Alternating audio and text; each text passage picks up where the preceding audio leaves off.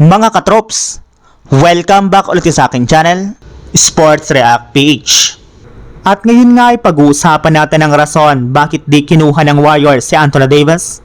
Pag-uusapan na rin nga natin dito sa ating panibagong video ang balitang pagkuha ng kontrata ni Karl Anthony Towns sa New York Knicks.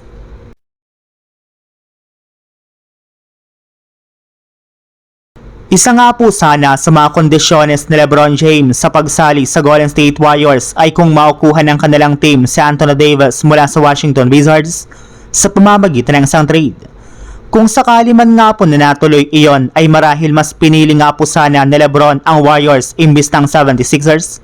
Kaya ang tanong nga po ngayon, bakit hindi nga ba natuloy ang trade ni Davis papunta sa Golden State Warriors? Ayon nga po sa isang NBA insider mula mismo sa loob ng kanilang prangkisa, may ilang mga miyembro nga po sana ng front office ng Warriors ang tumulak sa pagkuha kay Davis, since nagkaroon pa nga po sana sila dito ng seryosong diskusyon ng mga nagdaang linggo. Ngunit sa kasamaang palad, nakapag-desisyon nga po ang kanilang team na hindi ito kunin dahil sa dalawang rason.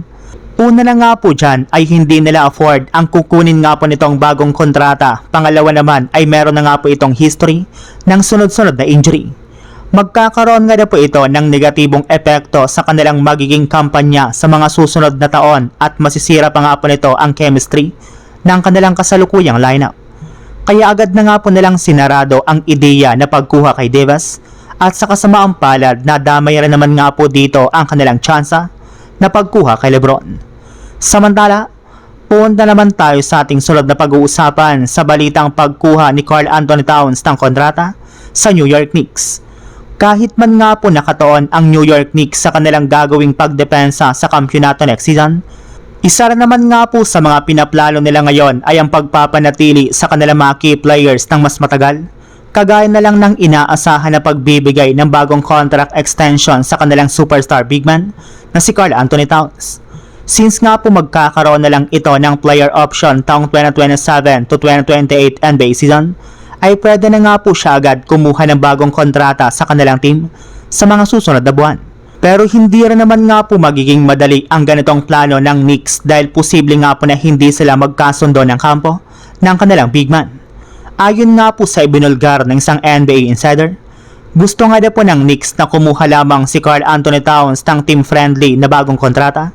Kaya kakailanganin nga po ng kanilang front office ng mahaba-habang negosasyon sa kanilang superstar big man.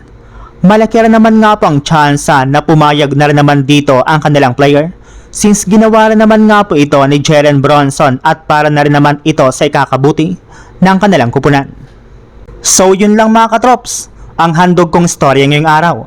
Sana nag-enjoy kayo, please like and subscribe my YouTube channel, Sports React PH, para sa iba pang storya at update patungkol sa NBA. Kita-kits muli sa ating susunod na video.